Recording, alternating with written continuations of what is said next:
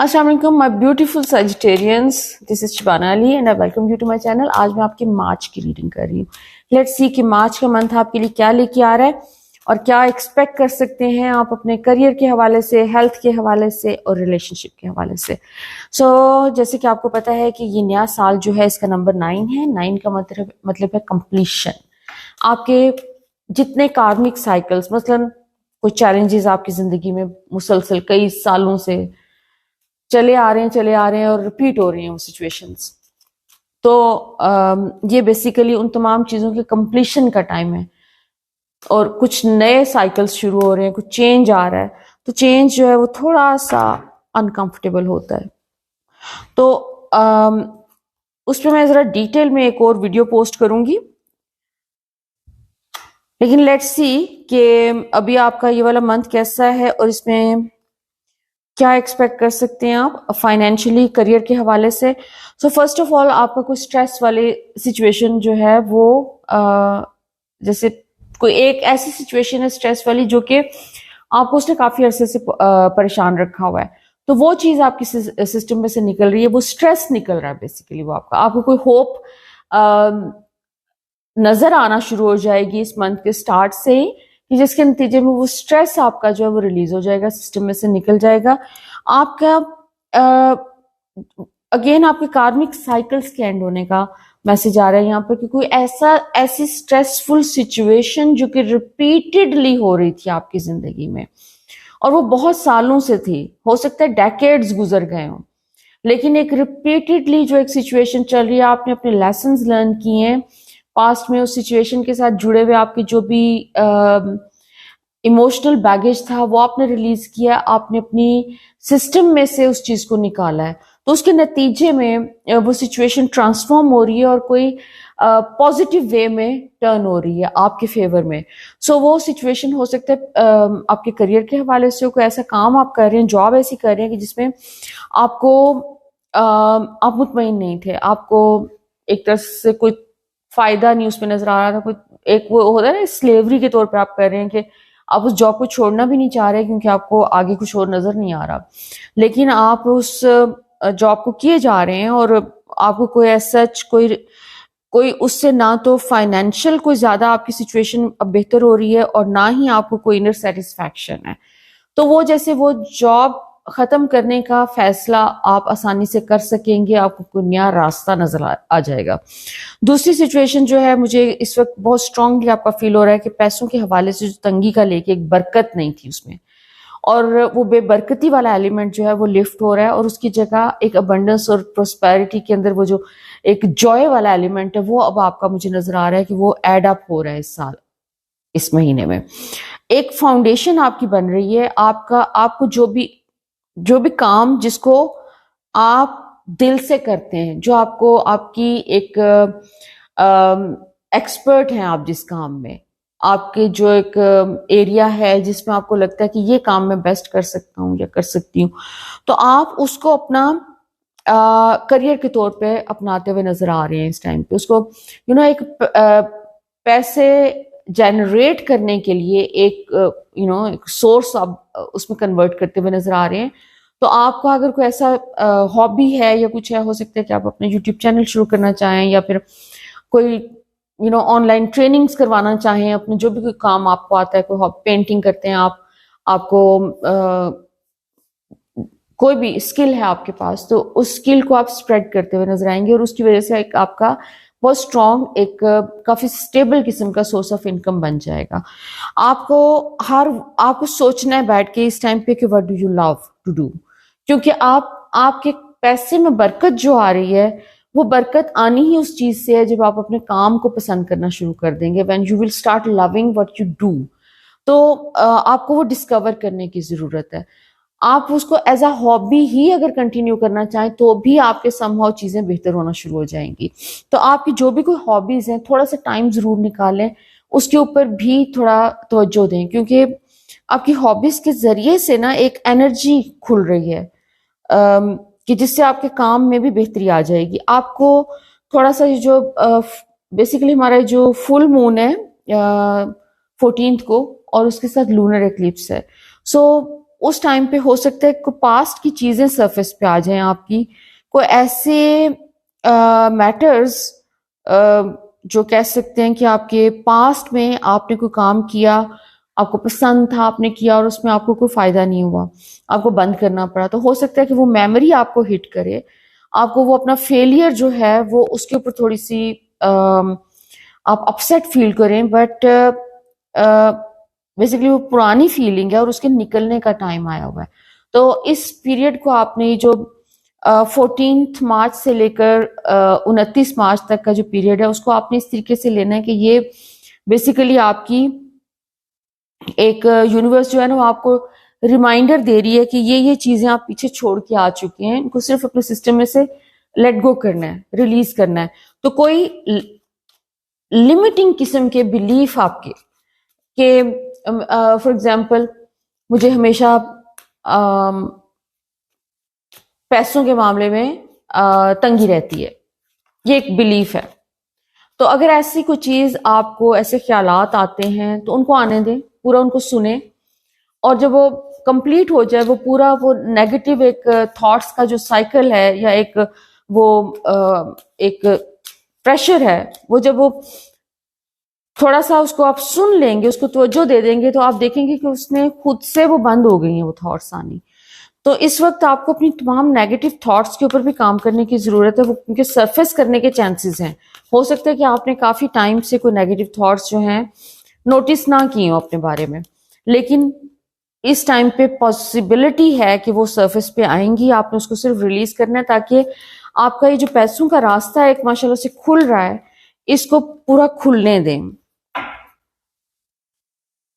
ये थॉट्स जब तक ट्रैप्ड रहती हैं आपके अंदर कहीं सबकॉन्शियस में, तो उसकी वजह से भी रास्ते बंद होते रहते हैं।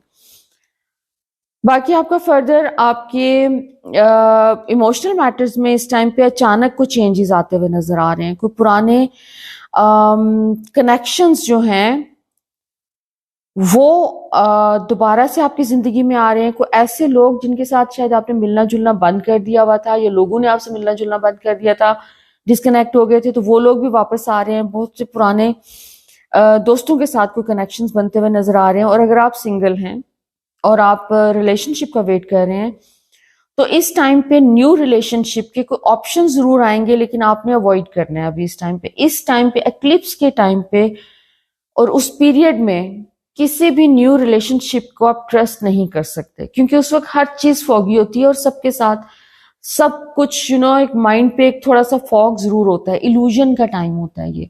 तो इसमें यूजुअली जो कनेक्शंस हम बनाते हैं, नए रिलेशनशिप्स बनाते हैं, रोमांटिक रिलेशनशिप्स, वो यूजुअली चलते नहीं हैं, वो खत्म हो जाते हैं किसी स्टेज पे आके।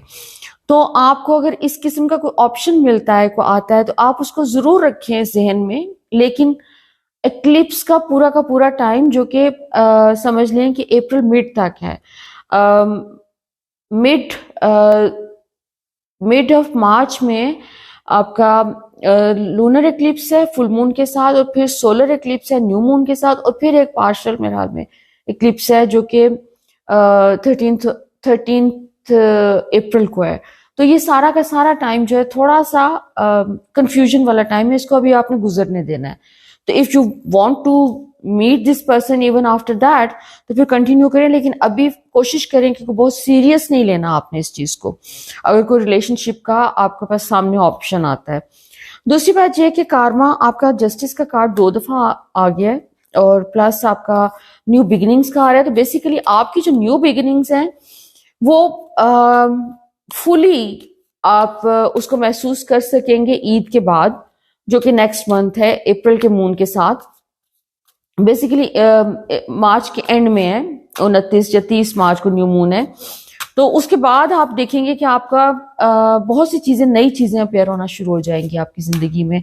आपके काम के हवाले से भी जो जो चीजें ऑप्शंस आए हैं उनके भी कोई उसमें ग्रोथ आपको नजर आएगी। जो भी काम आप अभी शुरू करेंगे या आप ऑलरेडी कर रहे हैं और उसमें आपने कुछ चेंजेस किए हैं अपने काम में, तो उसके असरात आपको जो है वो नेक्स्ट मंथ से ही देखने को मिल जाएंगे। कोई लंबा चौड़ा आपको इंतजार नहीं करना पड़ेगा।